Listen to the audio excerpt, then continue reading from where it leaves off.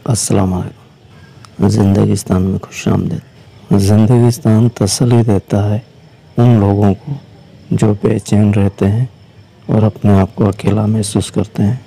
तसल्ली एक ऐसा नरम मगर ताकतवर एहसास है जो दिल को सुकून देता है, उम्मीद जगाता है और बेचैनी में ठहराव पैदा करता है।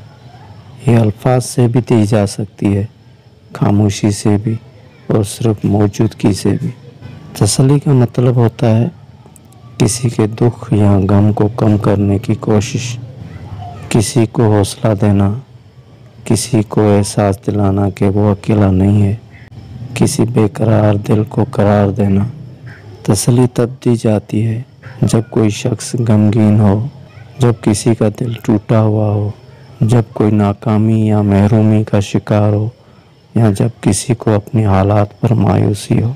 तसल्ली इस तरह की होती है कि अगर अल्फाज की सूरत में कही जाए तो अल्लाह बेहतर करेगा, सब्र करो, यह वक्त भी गुजर जाएगा। और इसी तरह खामोशी में बस किसी के पास बैठ जाना, कुछ न कहना लेकिन मौजूद रहना। और अमल के ज़रिए तसल्ली इस तरह होती है कि किसी की मदद करना, उसके काम आना, बगैर कुछ कहे तसल्ली देना। रूहानी तसल्ली भी होती है जब इंसान अल्लाह पर यकीन रखता है तो वो जानता है कि जो भी हो रहा है उसमें कोई हिकमत है।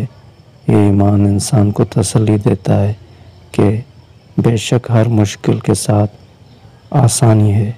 तसल्ली वो चिराग है जो गम के अंधेरे में जलता है। ये न सिर्फ ज़ख्मों पर मरहम रखता है बल्कि इंसान को दोबारा जीने की हिम्मत भी देता है।